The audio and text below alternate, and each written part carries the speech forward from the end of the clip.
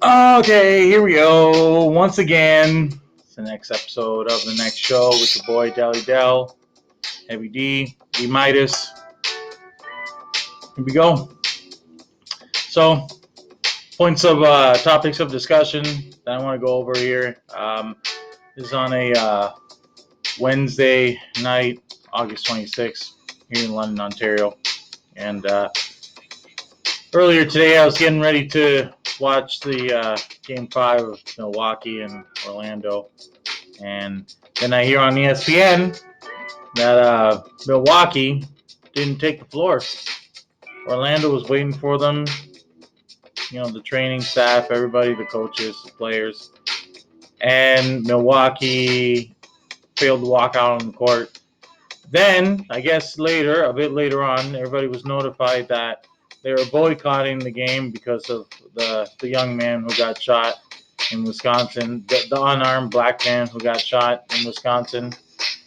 So I guess the Bucks decided to take a stand and boycott the game, which led to the postponement of the other two games that were scheduled, including the Lake Show Game 5 against Portland, in which they would have closed out the series.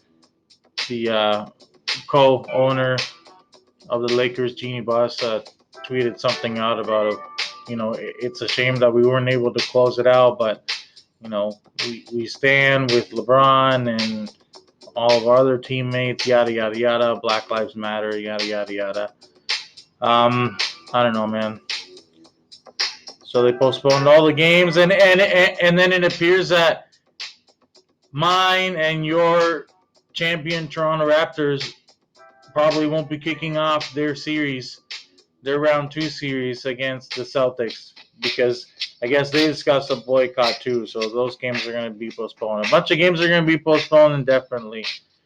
So I don't know what that's going to mean for the league, but I don't know. Just to me, it seems like the for some weird reason that the universe is out to get the Raptors and prevent them from defending the championship that is rightfully theirs and going back to back.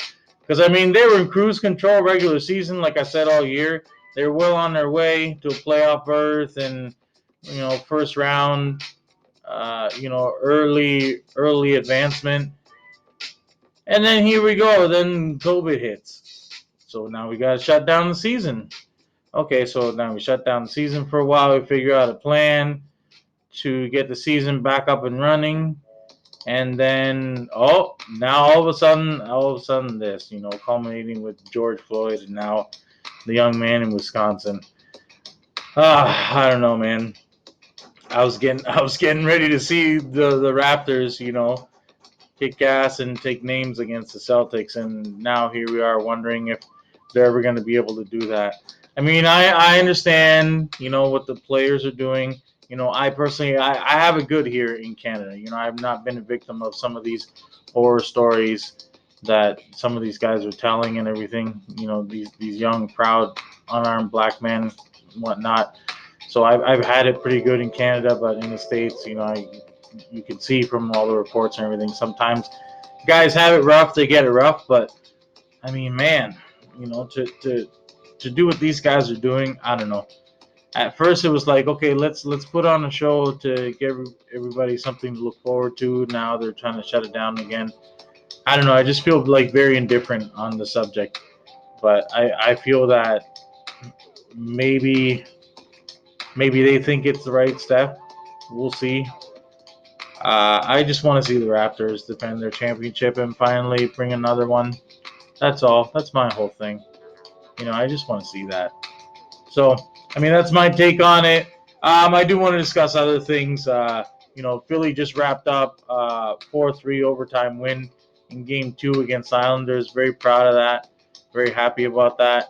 And it looks like they're fully capable. If they play up to their potential, they're fully capable of knocking off the Islanders. But let's see what happens in Game 3 and beyond. But I'm proud of those guys.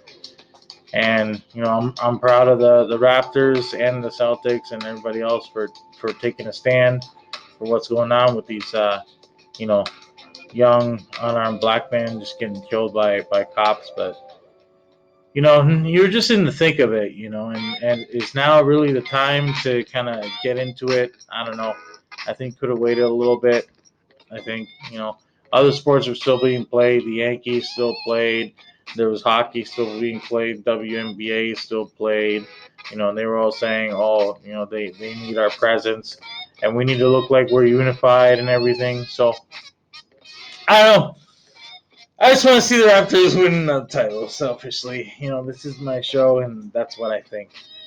Um, I mean, other than that, as far as NHL is concerned, I think everything's been pretty good so far. Everything's been pretty entertaining. I'm proud of the Canucks that they came back in game two. I think game one they just had a bit of jitters, and they got a little bit stunned. But obviously, with the coaching of Travis Green and everything, they were able to make the adjustments and put a nice little bow on game two for the win. Yeah. Um, What else? Anything else? Oh yeah, I wanted to get into SummerSlam too. That just happened this past Sunday. Yeah, big event for them. The Thunderdome, yada yada, all of that.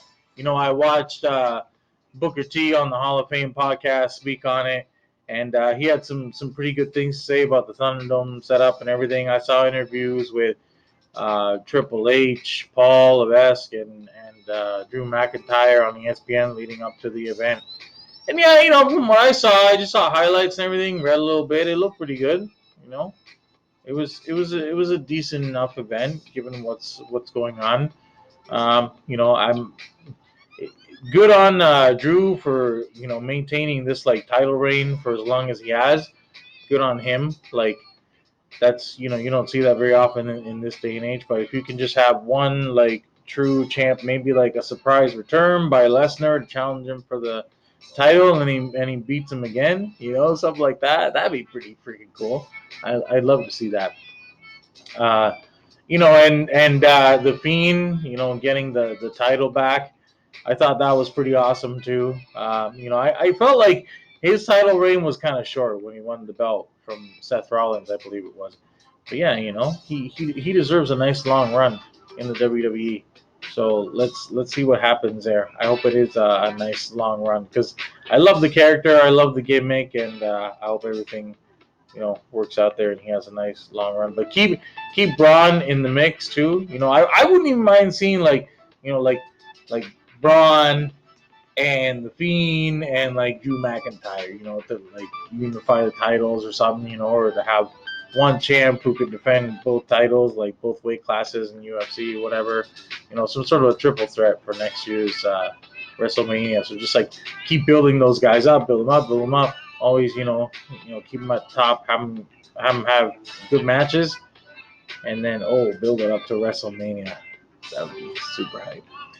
Um, yeah, so I don't know if I were to grade it overall as an event, as far as like the hype and how it looked and the matches and everything, I would say a B plus. They did a pretty good job. Vince always likes to go bigger and bolder every time, so he certainly did his best to do that, and we'll see what the sales numbers look like in the end. So yeah, guys. I don't know if there's anything more I want to talk about. Go Flyers! Let's see if they can bring that intensity to Game 3. I think that's tomorrow. It just crazy times that we're living in, man. I can't believe that the NBA is about to shut down for the second time in the same season. For two different things. It's just crazy. Just crazy. You know, but hopefully everybody else keeps playing. And if y'all want me to speak on Barca and Bayern, I know we didn't touch on that subject, and your boy is a big Barca fan. And now, especially what's happening with Messi, how he wants to dip and he wants to go to Man City. You know what? Let him go to Man City. Go to Man City, Messi. Let's see if you do half as good, half as many Champions League trophies that you have with Barca, because Barca loves to surround good talent with other good talent. I don't know if you can really say that about Man City. they're not. They don't really have the cash flow like Barca too. And we all know they helped you evade taxes a little bit. Help you be a little richer, a little more richer man. You're gonna be able to do that in England. You're gonna be able to uh, keep pace with the style of play that they play with in the Premier League. We'll see, but you know, as far as what happened against Bayern, man, like whatever. Alfonso Davies, bro, you gotta give it up for this motherfucker. You gotta give it up to him, man. This guy, oh man, what is he like 21, 22 or something like that? Oh my gosh, and he's just like dummying grown ass men. It's crazy, man. Yo, Messi, you should have given him the jersey, bro. What? It ain't what? Because is it because he's black or is it because he's Canadian? It's probably one of those two. Yo, you should have given him the jersey, dog. Look at what this kid's accomplished already, man. The guy's a freaking phenom. Like he proved that MLS is a joke, which is what I've always said. MLS is a joke, so he graduated. He went to Bayern. Now he's winning titles. Enough said. So big ups to Alfonso Davies, and I'll give credit where credit's due. Like Bayern murked them. Bayern murked Barca, and Barca wasn't ready. And like Messi looked like a freaking man on an island. Oh man, poor guy. You should have given up the jersey still, dog. Not cool. Should have given up the jersey, Davies, man. Because this guy crushed it on his way to becoming a champion, and dummying your teammates. So big up to Davies. Good for him.